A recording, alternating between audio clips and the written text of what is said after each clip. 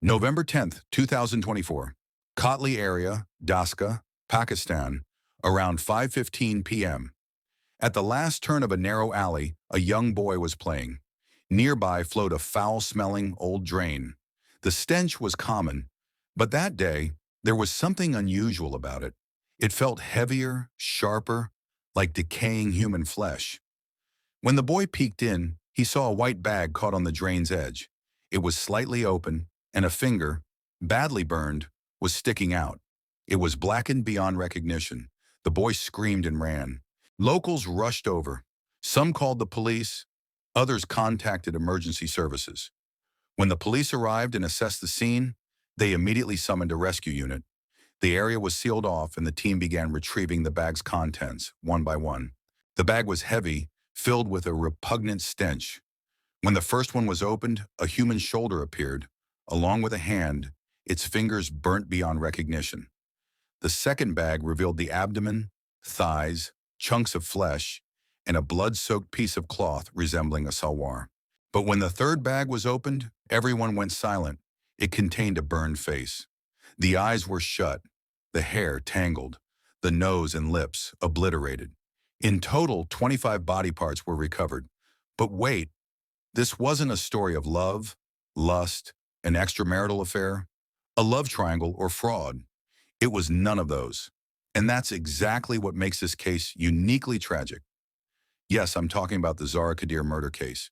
The story begins in Daska district, Punjab, Pakistan. Zara Qadeer, a simple yet sharp-minded young woman, around 25 years old, lived there.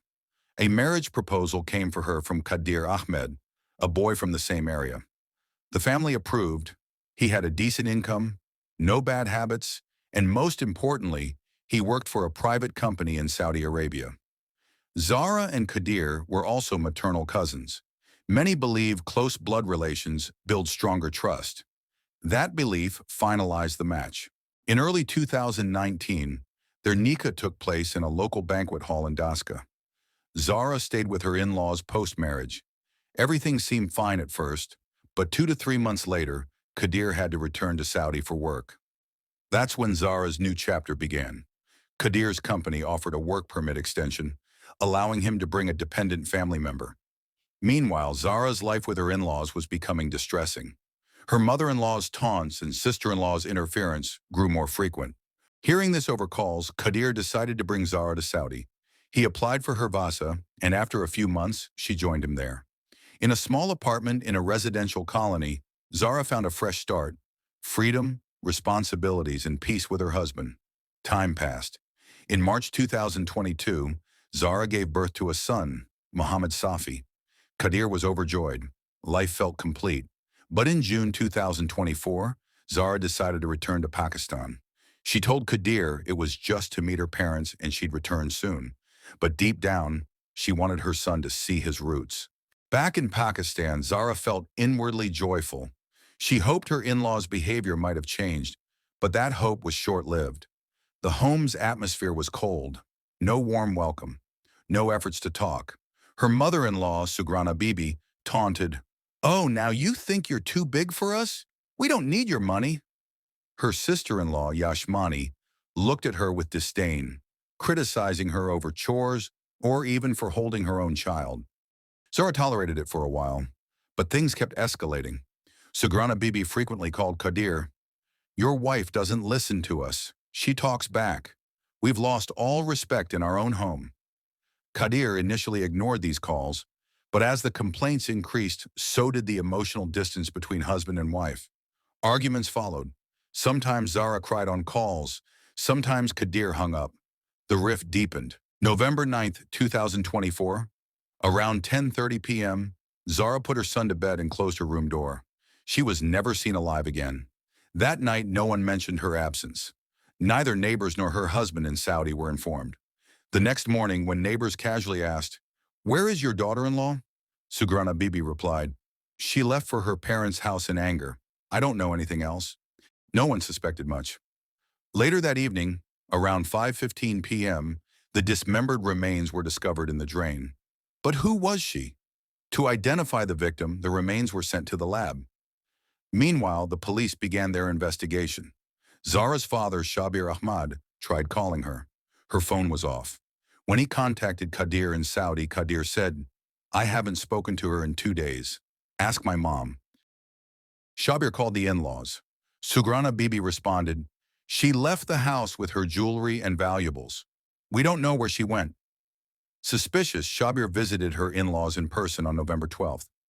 Zara had been married for less than 4 years. Her in-laws insisted she had run away with valuables, but her 2.5-year-old son was still at their home. Shabir's suspicions deepened. He filed an FIR at the police station. "My daughter has been missing for 3 days. Her in-laws say she ran away with jewelry and money, but her child is still there and her phone is off." Once the FIR was filed, the police stepped up the investigation. The plastic bags were sent for DNA testing. Samples were taken from Zara's son and father. On November 14th, 2024, the DNA report confirmed the remains belonged to Zara Qadeer. Police raided the in-laws' home. 3 people were present: Sugrana Bibi, mother-in-law; Yashmani, sister-in-law; Naved, a young man. All 3 gave the same scripted answer: she ran away with jewelry and valuables. But now the police were not just focusing on what was being said. They were closely observing body language too. That's when their eyes fell on the floor, where a faint blood stain was visible, hastily wiped but still noticeable. Near Zara's house, there was a small medical shop with an old CCTV camera. On the night of November 10th, Naveed was seen carrying a suspicious bag, the same bag that was later recovered from the drain. The police quietly played that video clip in front of him and placed it on the table. That was the end of their game. Navid was a distant relative of Yashmani, Zara's sister-in-law. He used to frequently visit the house for minor errands.